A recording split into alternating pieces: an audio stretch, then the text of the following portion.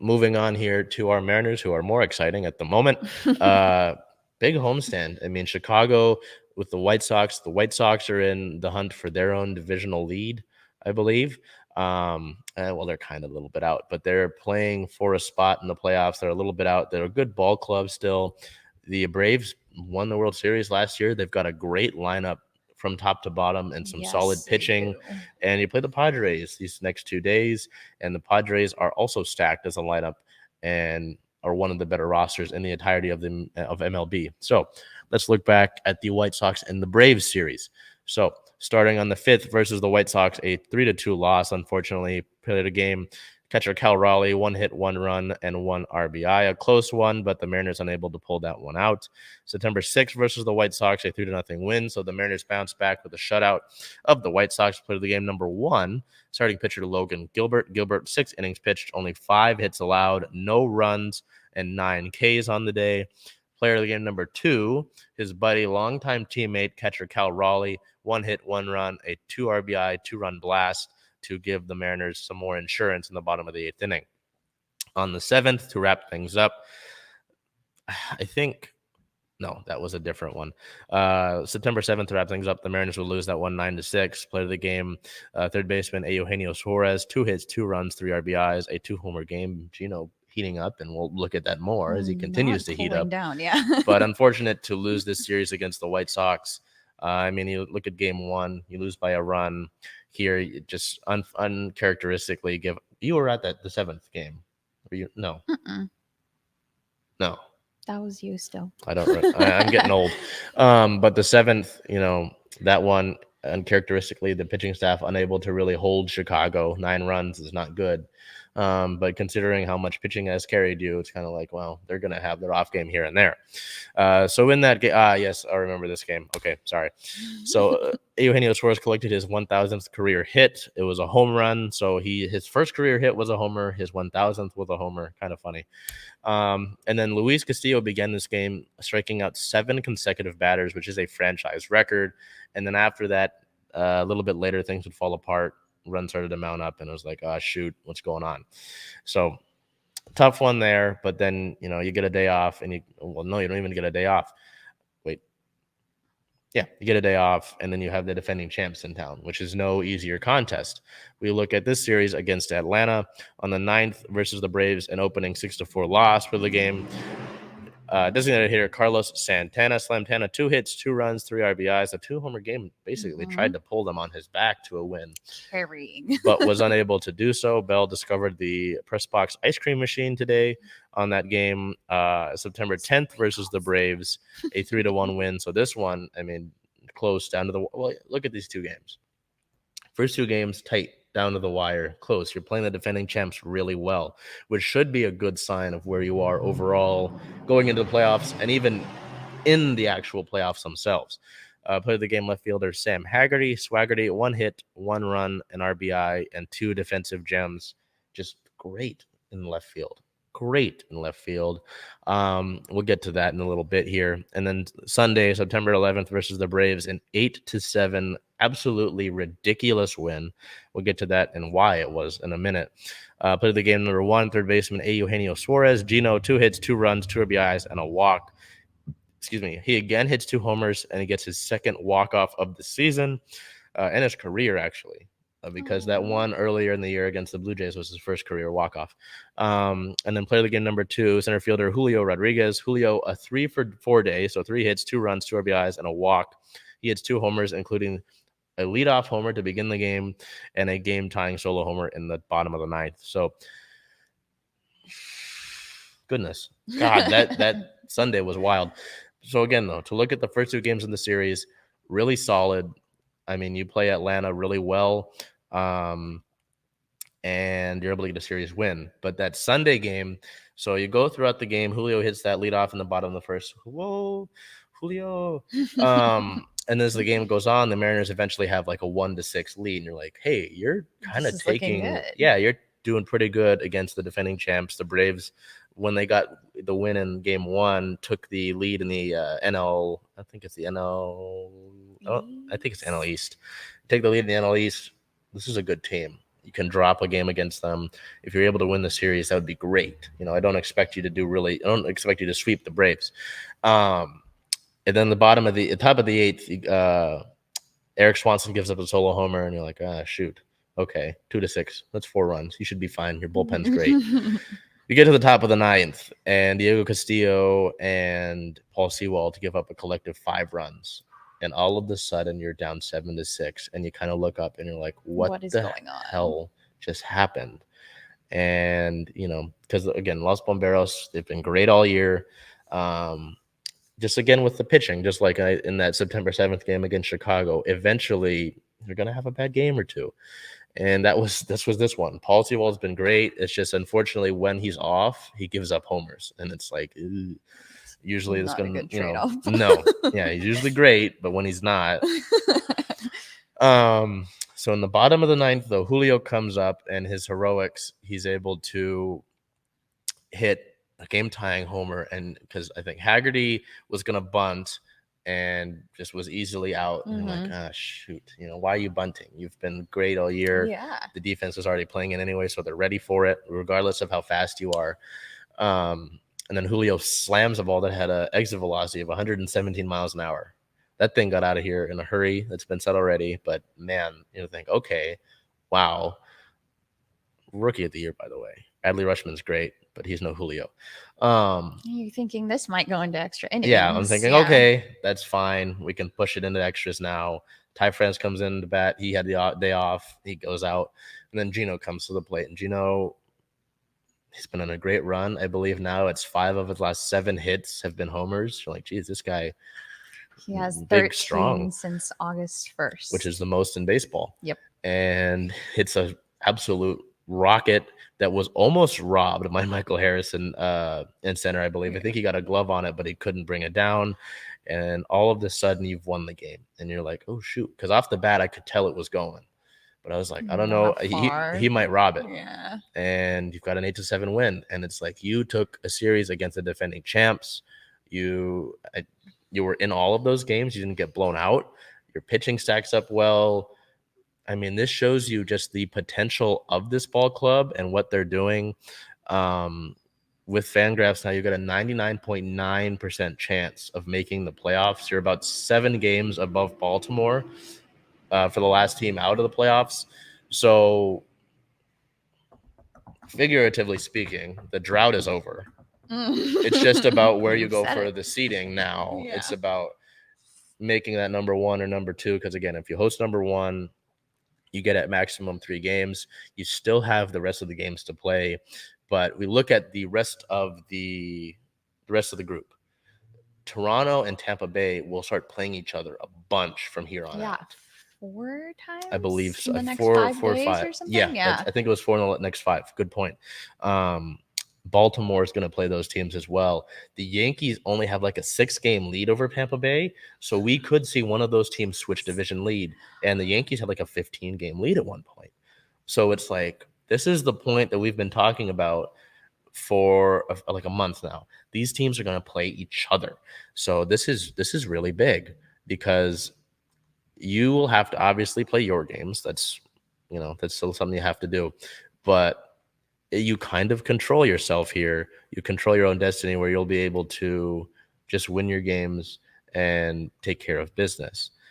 Obviously, again, you have to do that, but you're going to have some outside help in determining that. Because we look at the schedule here, and you've got the Padres next.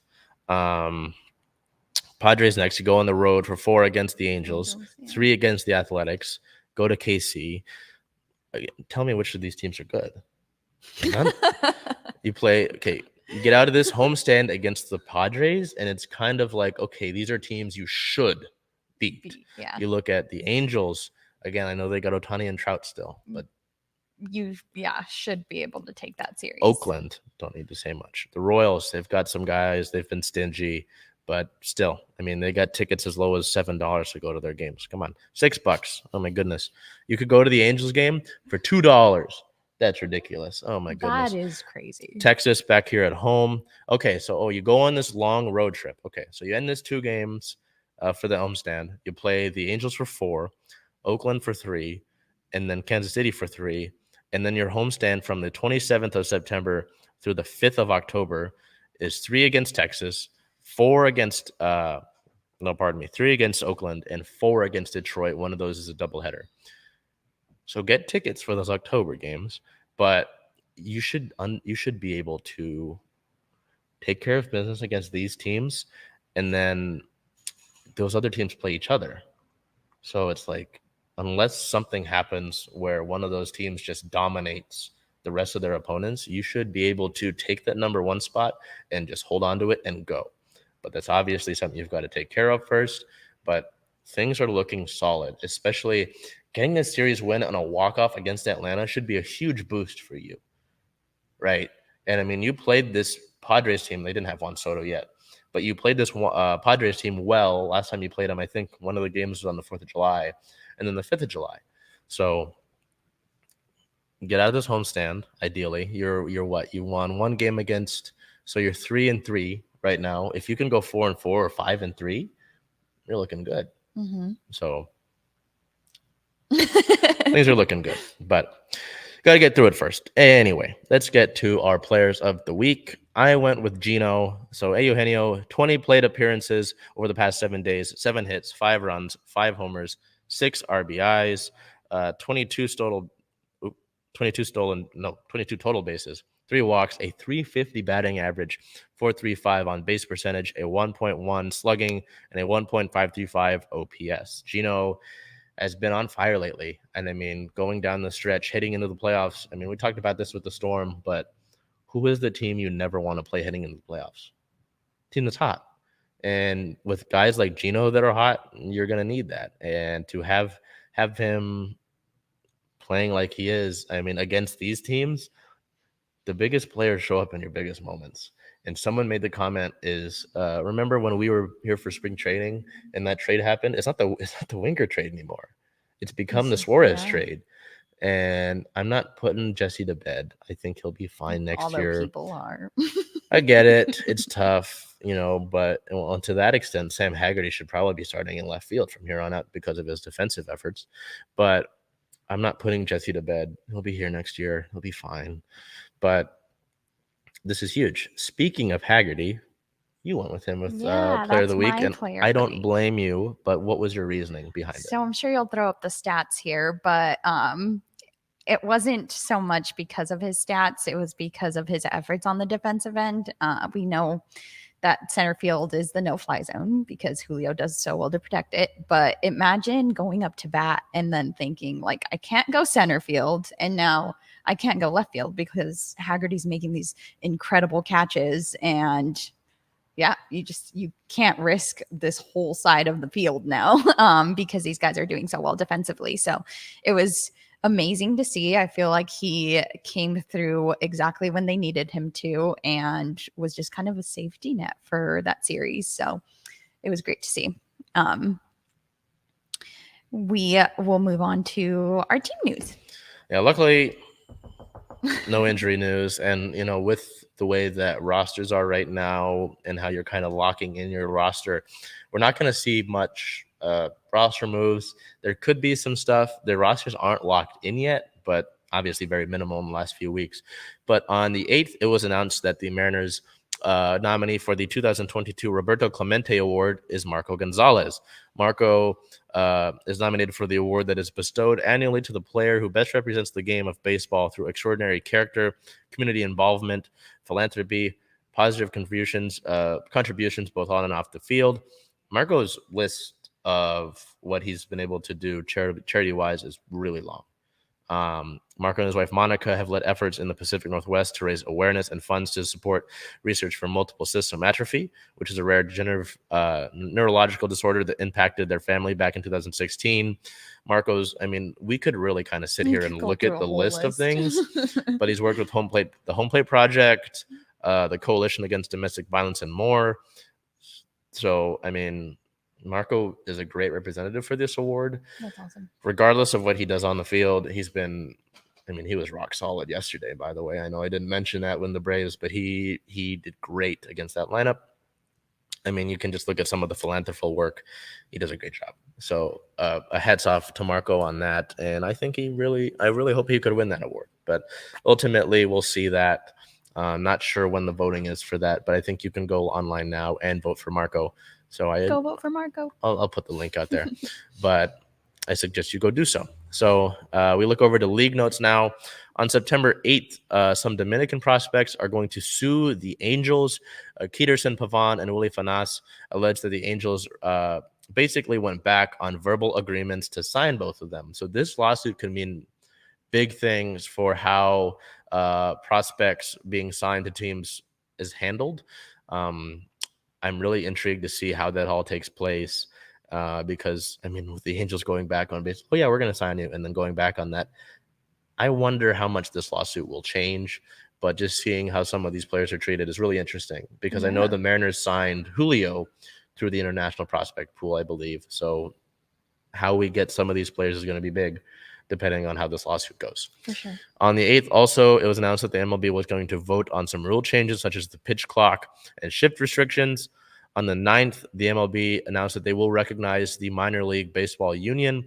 Minor League Baseball, the union itself, with MLB players will be voluntarily recognized by Major League Baseball Commissioner Rod Manfred said. So that's good to see. Better to see these minor league players actually treated a little bit better, hopefully a lot bit better, considering just some of the reports that we've gone over with you over the past year. You know, it's been with some guys having to sleep in their car, sleep on the clubhouse floor, you know, not really being able to pay for food, stuff like that. I mean, if you want your game to grow, you got to be able to treat the guys that are coming up through the minors better. Definitely. So, and then finally, I know we teased it on the news for the 8th, but on the 9th, MLB agreed to two major changes. So next year, officially, the league will implement a pitch clock and ban defensive shifts. So the full details on that, there will be larger bases in use starting next season. This was a unanimous vote. It's kind of a thing to avoid collisions, make things safer along the base paths. So they'll be bigger, which is interesting.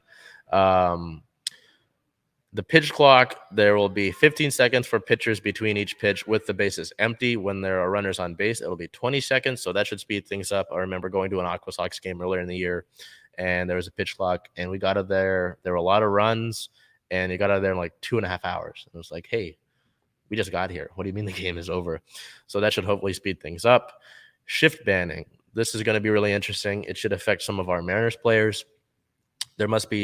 So if this is second base, there must be two defensive players on each side of second base with both of their feet on the infield dirt. So they can't go back into the outfield like some of those shifts. I know Carlos Santana and Kyle Raleigh are the most shifted players against in all of baseball. They're 1 and 2. It should really help Jesse out, hopefully, as well. So it'll be really interesting to see how some of our hitters do next year when that is banned. It'll kind of improve how athletic some of these guys are going to have to be. The hope with these changes is to increase action on the field, quicken the pace of the game, and reduce the amount of time it takes to play a game overall. So hopefully that takes place. On the 10th, it was announced that the Players Union and MLB have finalized union cards. Minor leaguers represented by MLBPA will present union authorization cards next week, setting up a collective bargaining agreement negotiation, and we'll see how that continues on with the minor league union and how MLB reacts to it. So we look over to this next week for our Mariners. They have a 79-61 record. They're second in the American League West currently. Again, the Astros have like an 11-game lead. I don't see that going away anytime soon. The Mariners currently sit at second in the AL wild card. They're a half game back. Well, they're technically tied with Tampa Bay for first, but because Tampa Bay has a tiebreaker, Tampa Bay gets the number 1 spot at the moment. And they're half game ahead of Toronto. So, again, let them play each other, take the lead, run with it. Looking ahead, the Mariners play 2 games against the Padres tomorrow, the 13th, with a 6:40 p.m. first pitch. And then the 14th, did I say 13th or 14th the first time? You said 13. Okay, good. On the 14th is a 1:10 start. That is a Wednesday. That is also Latin Heritage Day. Excited. I want them to bring back the Los Marineros jerseys. I'm going to die on that hill. And then you go down to LA to play the Angels of Anaheim for 4 games. I'm going to die on that hill as well. September 6th is a 6:30 p.m. start. September 17th is a 6:07 p.m. start. And then both the 18th and the 19th are 1:07 p.m. starts. So specific. I don't know why they are.